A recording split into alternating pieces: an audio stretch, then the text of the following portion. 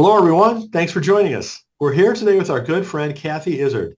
Kathy has released an excellent book titled Trust the Whisper, How Answering Quiet Callings Inspires Extraordinary Stories of Ordinary Grace.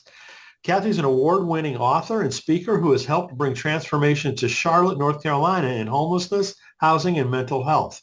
Kathy writes inspirational nonfiction for adults, including The 100-Story Home and The Last Ordinary Hour, both of which I highly recommend.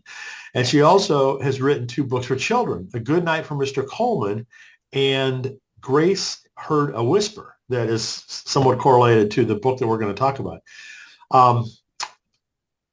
She also works through her program called Women, Faith, and Story, where Kathy helps women find faith in their story with one-on-one mentoring, workshops, and retreats. She's a recipient of a Christopher Award, the Bank of America Neighborhood Hero Award, 2022 Charlotte Woman of the Year, and was recognized as a William J. Clinton Distinguished Guest Lecturer. I should also mention Kathy has attended and spoken at some of the Writing for Your Life conferences that I produced, and I've interviewed her several times for her previous books.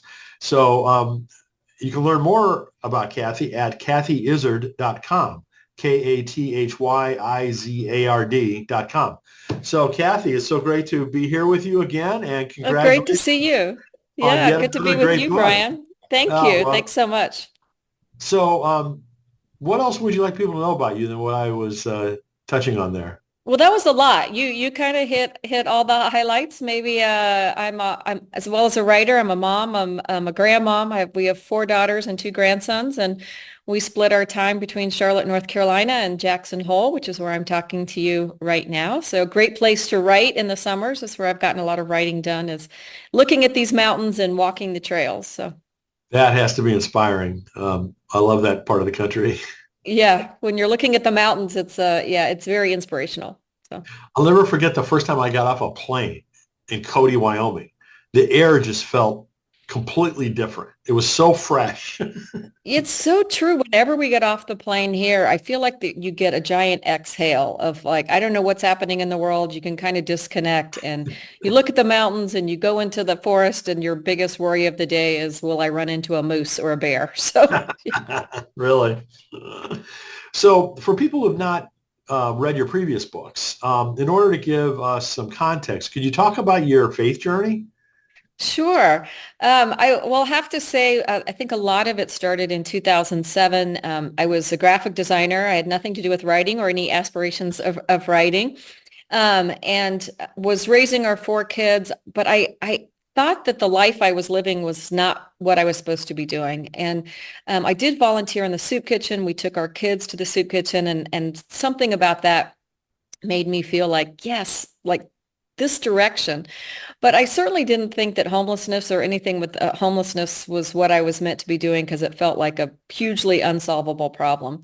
And I think that's where the faith journey came in because I had a classic epiphany that I wrote about in my first book, The 100-Story Home, where I had a moment with someone who was formerly homeless themselves who helped me see homelessness in a way that I had never seen it or never thought about it. And it started what I would call my first whisper in terms that I could not shake the idea that I should close my graphic design business and go work for this soup kitchen to work on housing, which honestly make no sense whatsoever because I was completely unqualified. There's no reason to imagine that I would be able to do anything. But I do think that was the beginning of my faith journey and the beginning of my new life path, kind of discarding all my plans I thought I had for my life and the logical things I thought I should do and really kind of surrender and trust that maybe there was something else. And that turned into creating a housing program. We raised $10 million and we built a building. It gave me a story to tell, which I wrote about in the book. And also just this belief that I can encourage others. Like I think every one of us is called to something. And it's a lot of my work is now is encouraging people, primarily a lot of women, but men and women, that there is something calling each of us and that if we're willing to surrender, if we're willing to trust and listen, that I do think our life path kind of opens up in remarkable ways. It's your story and what you've done and been through is just really compelling and outstanding. And we'll talk more about, some of the God moments here in a bit. But but your publishing journey is also quite fascinating. So can you tell people Yes. that? Well, I am like probably what so many people who might be watching this, because I stumbled across Writing for Your Life in Indianapolis. I wanted to go hear Barbara Brown Taylor, and I literally didn't even know what I stumbled into. I just wanted to hear her, which I think she's amazing. And ended up meeting you and finding this whole writers community. But as I said, I wanted to tell this one story of how I quit my job and went into something very different. Again, I was not a writer. I just started taking a lot of writing classes, going to writing conferences. Like many people watching, I couldn't get an agent or anyone who cared about my manuscript, even though I spent 6 years writing it. Um, and so because I'd spent 6 years and because I'm stubborn, I just thought, well, I want to hold at least one copy of a book. So I figured out the self-publishing. I now coach and help other people. So if anyone's watching and wants help on that, I coach and help people independently publish or make that decision.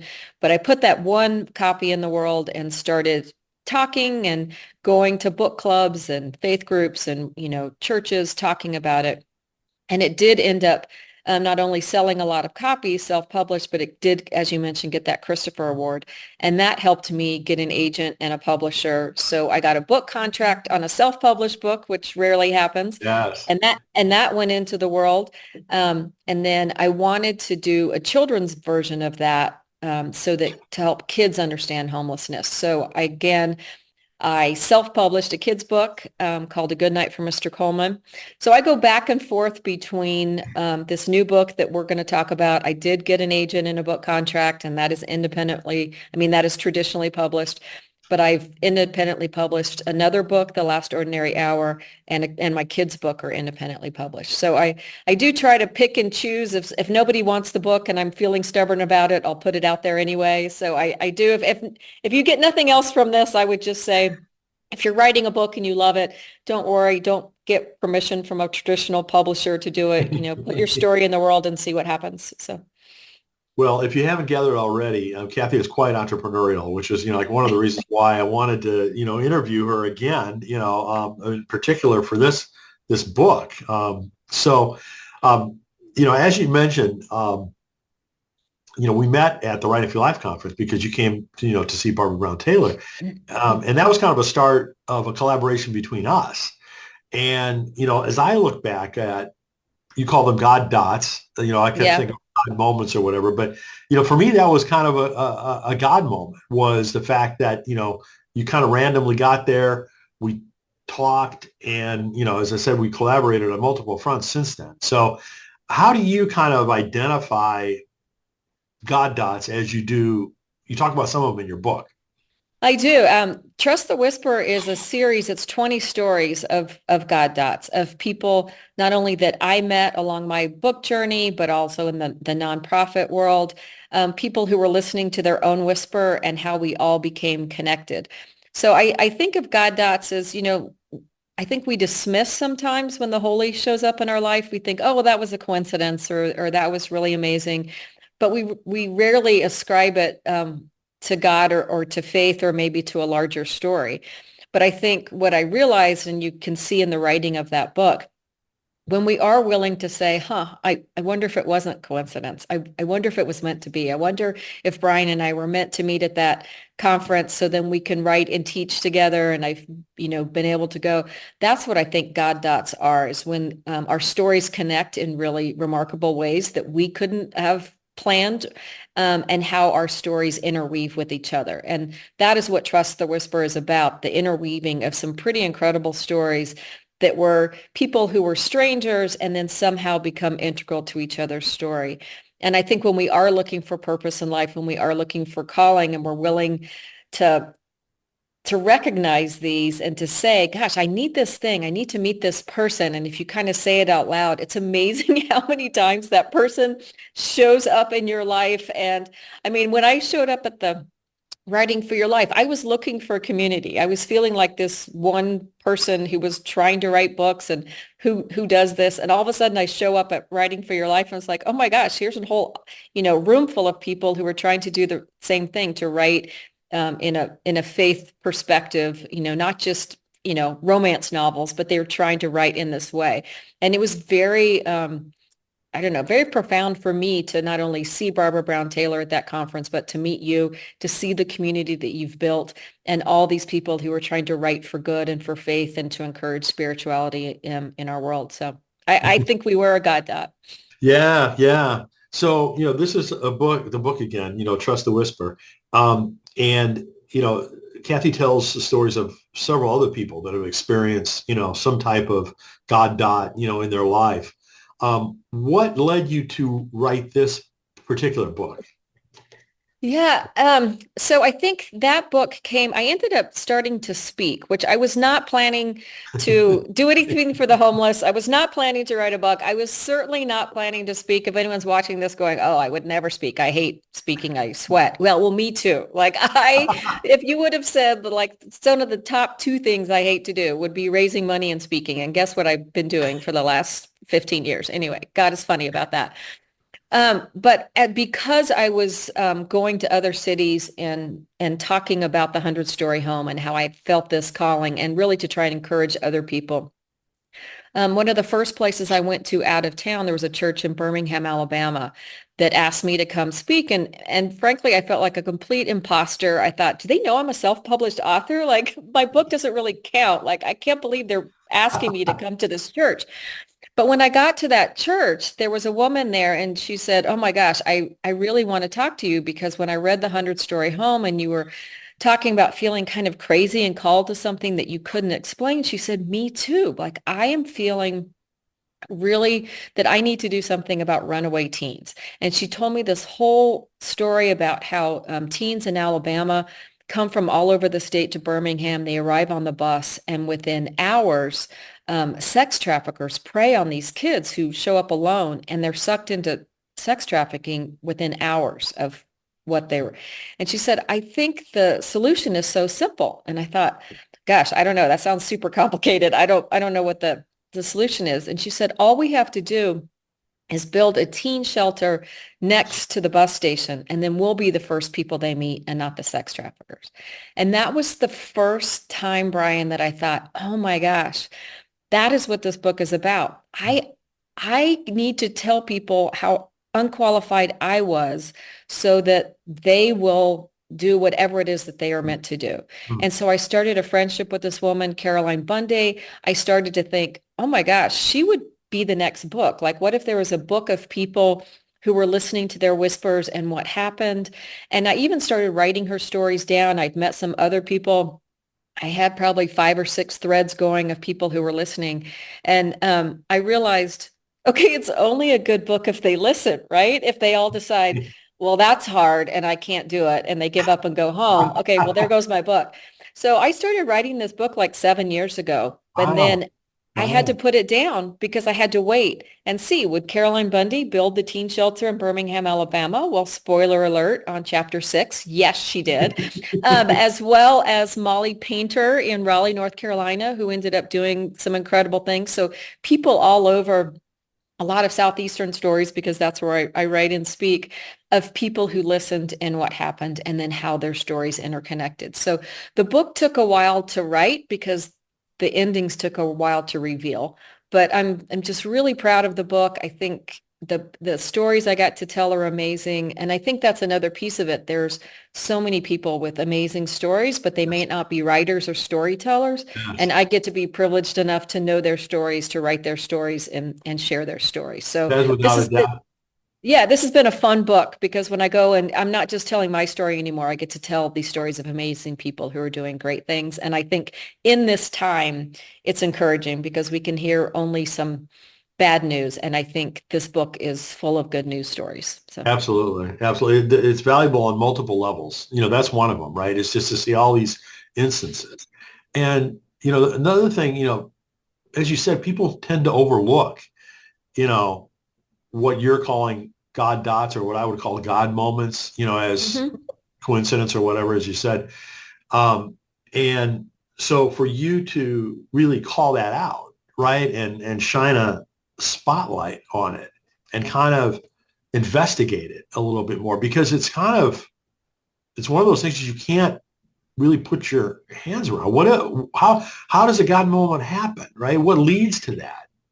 Yeah, and I don't know, Brian. I mean, I am definitely for anyone listening, I am not a theologian. Like anyone listening, I'm sure more Bible theology than I do, and probably could lead to 100 scriptures and 42 books on maybe why this happens.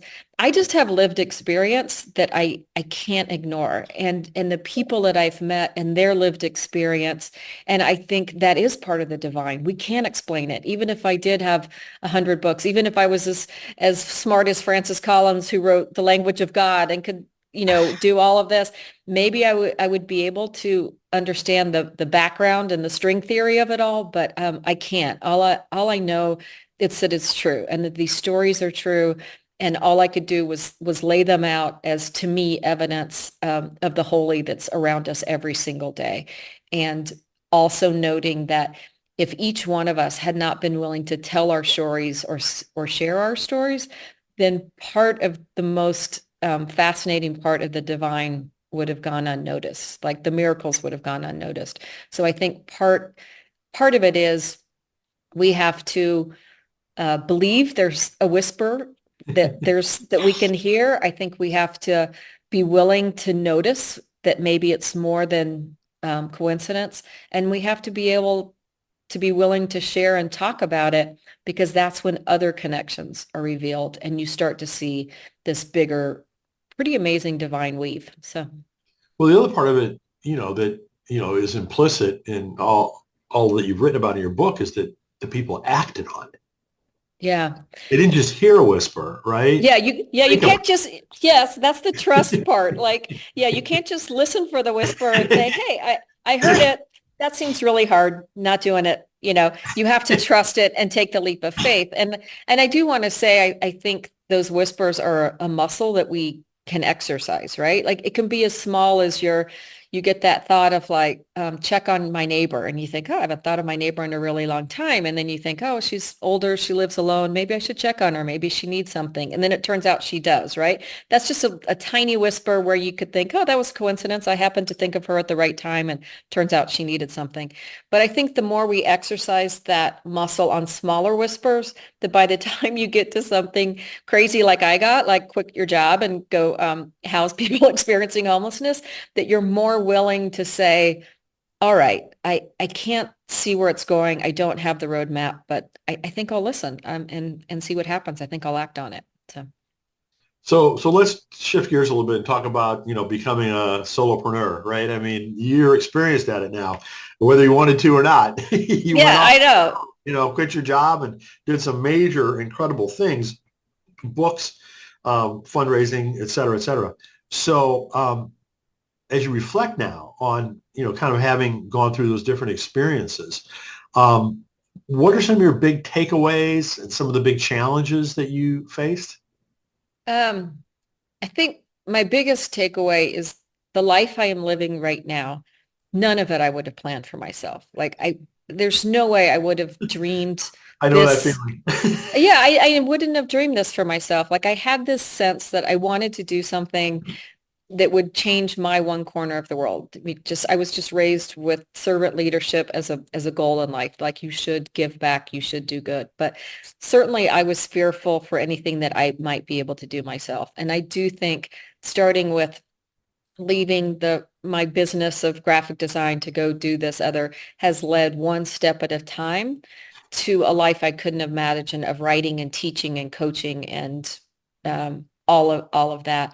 There's no way 15 years ago, 17 years ago, I would have said, okay, I think I'm going to write 5 books and work on these 2 projects, and then I'm going to teach people. I just couldn't imagine that for myself. And so that's one thing I would say is that um, I think we're all capable of far more than we imagine. Mm. And if something matters to you, you can learn it. It mattered to me to figure out housing.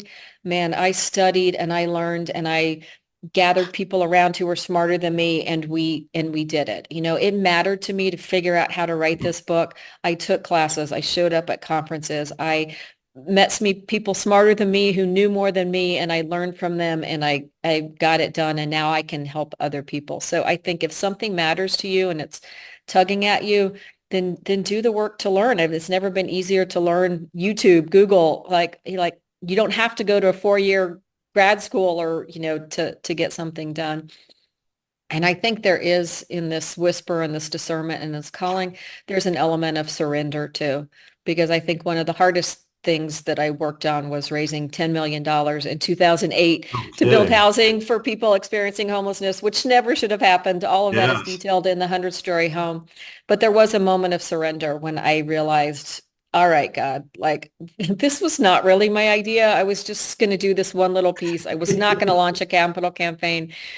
But I really want this to happen. It really matters to me that we get this done. And so I will show up if you will show off. Like, I don't know how we're going to get this done, but I recognize it is so much bigger than me, and just put the people in my path. Help me show up every day, one foot after another, so that we can get this done. So I think there's a surrender to whispers that is maybe the biggest piece, and an Mm. understanding it's not your idea, but you are willing to show up and be part of a collective whisper and a collective call to do good and to do something bigger. Amen. Amen. So kind of looking forward, where are you going to take this from here? You got any more God dots planned or, No, well, you can't plan God dots. That's the thing. That's why they're so amazing. Like, I have no idea what's going to show up. But what I did realize is that in writing Trust the Whisper, I had these stories, and I had more stories. So I had to pick the ones that I felt like were undeniable, that to me were truly evidence of something bigger and divine going on. And I knew that when I published this book, and it's just been out, it just came out in June last month, I would start hearing from people going, oh my gosh, I know what you're talking about. Sally's done this amazing thing. You should have written about Sally. uh, And so I've started a Substack called What's Your Whisper, where I write stories, the new ones that I hear of someone who's listened to a whisper in their life and what happened. And then I did a limited edition podcast called What's Your Whisper, where I told 8 stories and interviewed people on their stories, because I think it's powerful to hear in their own words not only what they heard, but why they listened and why they decided to do something about it. So that's on Apple and Spotify right now. You can hear those 8 episodes. So I think for me, that's what's next, to continue the writing, the speaking, the coaching, a ripple effect of encouraging people to do good, but also becoming a storyteller for other people's stories. So who knows, maybe there'll be a Trust the Whisper too, with a whole nother collection of stories. I don't know. But at least on Substack, I can tell them immediately and just keep the encouragement going. awesome. That's so wonderful. Well, Kathy, you're an amazing person. You've done amazing things. I mean, when I heard about this book coming out, I was thrilled because I knew all of that, and I knew that Mhm. you tell these stories well and pick the stories well. So thank you very much for doing that. Well, Um, thank you. And like I said, I think the community that you've created and that you continue to create, I think is so important, because being a solo entrepreneur, you start to think, what, am I crazy? Am I the only person who's trying to do this? And so the people I've met through your communities and your writing have been just really impactful. So I thank you, Brian, for listening to your whisper to do something I'm sure you weren't planning to start all this, but I think you've been really faithful in listening to your whispers and to trusting your gut to creating these conferences and these places to convene and find community. well, thank you. Thank you very much. Again, check out this book. It's called Trust the Whisper, How Answering Quiet Callings Inspires Extraordinary Stories of Ordinary Grace. And go to Kathy's website, kathyizard.com. So Kathy, again, congratulations on everything and best wishes with this new book and all of your work. Thanks so much, Brian.